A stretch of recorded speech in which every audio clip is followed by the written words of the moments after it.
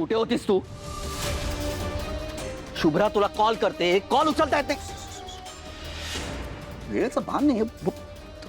तुम्ही असं एवढं ओरडून का बोलताय माझ्याशी? मी सकाळीच आईंना सांगून गेले होते की माझ्या मावशीची तब्येत बरी नाहीये म्हणून तिला भेटायला जाते. पण तुम्ही माझ्यावर आता असं ओरडून बोलताय जसं की मी खडकवासल्याला जाऊन तिकडे टाइमपास करत बसलेले. नाही, आमचाच जीव टांगणीला लागला होता. राजकुमारला खूप टेन्शन आलंय. फोन बघ, कधीपासून फोन करतोय तुला, फोन लागत नाहीये तुझा. काय झालं? हो आई, सॉरी, ते मावशीला भेटायला गेले होते ना मी. मग तिला दवाखान्यात न्यावं लागलं, तर तिकडे माझी जरा धावपळ झाली. आणि मग नंतर डॉक्टरशी बोलायला जेव्हा केबिनमध्ये गेले तेव्हा मला फोन सायलेंटवर करावा लागला. ते दवाखान्यात चालत नाही ना फोन असा रिंगिंग मोडवर असलेला, म्हणून मग तिथून निघाल्यानंतर मी विसरून गेले की मला फोन सायलेंटवरचा काढायचा. हे बघा अजून पण सायलेंटवरच आहे अजून. ओके, ठीक आहे. पण माझं चुकलंच आहे, सॉरी. मी जरा मध्ये फोन करून कळवायला हवं होतं की इथे वेळ लागू शकतो म्हणून. I am sorry. मावशी कशी आहे तुझी? हां, मावशी कशी आहे? मावशी बरी आहे. डॉक्टर म्हणाले 2-3 दिवसातच बरी होईल, काही टेन्शन घेण्यासारखं नाही. त्यांनी औषधं दिली आहेत ना, त्याने पटकन फरक पडतो म्हणाले. ती होईल बरी. मी काय म्हणते आई, मला ना थोडी भूक लागली आहे. तुम्ही दोघं जेवला आहेत का? की वाढू मी आपल्याला सगळ्यांना जेवायला? नाही नाही, नको वाढूस. म्हणजे मला तर जेवायची इच्छा नाहीये. माझं डोकं म्हणत आहे गो. का? काय झालं? डोकं दुखतंय का? मी दाबून देऊ डोकं? नको नको, काही नको. ते जरा शंकरराव फोन उचलत नाही, तुला माहिती आहे ना, म्हणून जरा टेन्शन आलं होतं. ही एकमेव संधी होती आपल्याकडे, सारंगला आपल्या ऑफिसमध्ये खेचून आणायची, काम करायला. ती सुद्धा गेली शंकररावांमुळे. मी तर सकाळीच म्हणाले होते तुम्हाला, तो माणूस असं करू शकतो. पण तुम्ही सांगितल्यानंतर मला वाटलेलं की आतापर्यंत डील झाली असेल डन. पण त्यांनी काही निरोप वगैरे दिला नव्हता का? आधी फोन लागत नव्हता त्यांचा, आता रिंग तरी जाते, पण ते उचलत नाहीयेत. आता रिंग वाजतीये ना? हो. फोनची रिंग वाजतीये म्हणजे माझा प्लॅन सक्सेसफुल झालाय. आई तुम्ही थांबा. बाबा तू किती टाळस तरी मी विचारणार जोपर्यंत उत्तर मिळत नाही. सांग मला. हे बघ बाळा, काही गोष्टींना योग्य वयातच आपल्याला कळायला हवे. तू आता लहान आहेस की नाही? लहान एकदम. किती तू रोज असं बोलतो मी लहान आहे. मी आता मोठी झाली, मला सगळं समजतं. बापरे, मोठी झाली आहेस.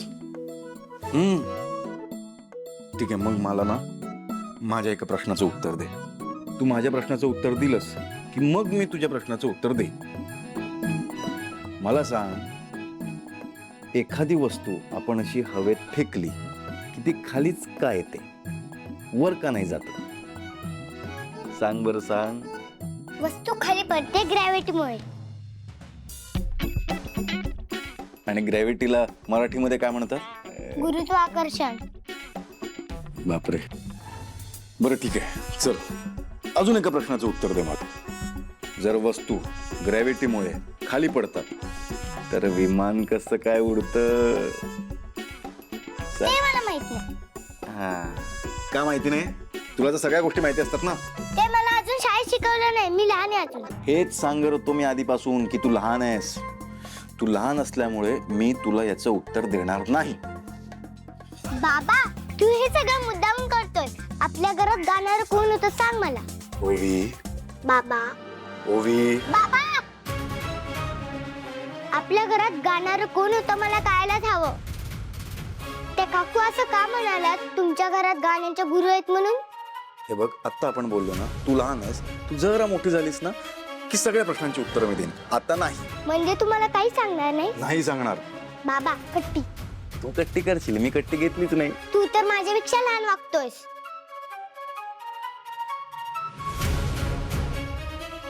जाऊ दे. बाबा मी फोन ट्राय करते. आता मला पण टेन्शनच यायला लागलंय बाई. माझा नंबर सेव्ह नाहीये ना, उचलतील बहुतेक. नाहीच उचलते माझा पण. हा माणूस ना, हे फोन नाही उचलत आहेत. चल बघू उद्या सकाळपर्यंत वाट बघू, नाही तर ठरवू काय करायचं ते. मी झोपू का राज? हो ऑफकोर्स. खरंच खूप डोकं दुखते, बरं वाटत नाही मला. So sorry. चला गुड नाईट. होय, गुड नाईट.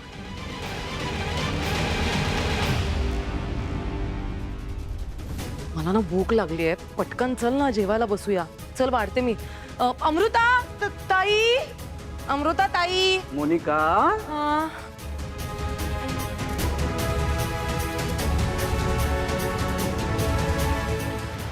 तू काही केलं नाहीस ना? मी काय करणार आहे?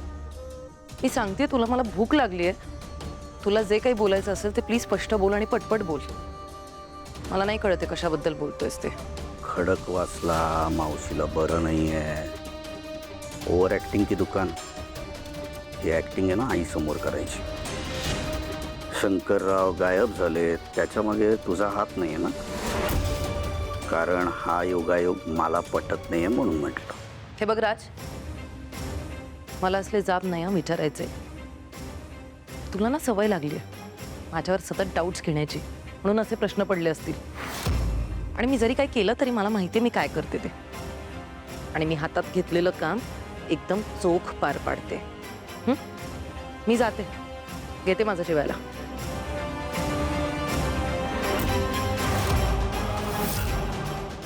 तुझी इन्सिक्युरिटी माझी सिक्युरिटी आहे मोनिका.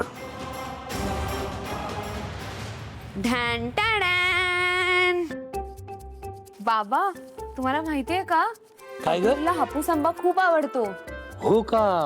हा मग म्हणूनच आजोबांनी आणला ना देवगडचा हापूस. मज्जा आहे बाबा एकाची आता. आता बघाच एका मिनिटात पटापटा कसं खातो ते. अबीर हे घे खा. अरे असं काय करतोयस, खा ना. तू दुपारी पण काही खाल्लं नाहीस बाळा. अरे अबीर असं काय करतो बाळा? तू नुसता रागवलास, काही बोलला नाहीस, आमच्या जीवाला गोड लागतो ना. हा काय झालं सांग? नाहीतर काय. अबीर सांग ना रे राजा, काय झालंय? खेळताना काही झालंय का? कोणी काही बोललंय का? मारामारी केलीस का तू?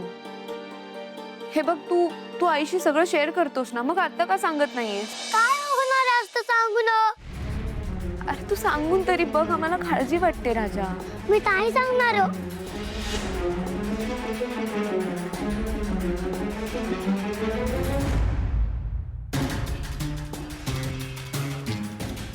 अबीर शेठ ऐका, आई गेली. हा आता आता तू मला सगळं सांग, मी सगळं नीट करीन. काय झालं? आणि तुला माहितीये का, प्रत्येक बाळाचा आजोबा हा त्याचा बेस्ट फ्रेंड असतो. मग तू तुझ्या बेस्ट फ्रेंडला सांगणार नाही काय झालं म्हणून? सांग काय झालं?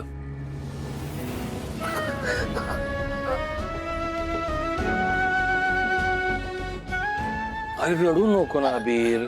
काय झालं सांग ना बाळा, आपण करू काहीतरी. हा काय झालं सांग. मला आईसमोर रडता आलं नसतं बघ, कारण मी याच्या आधी तिला प्रॉमिस केलेलं आहे मी तुला एक प्रश्न विचारणार नसतो म्हणून. कशाबद्दल? मला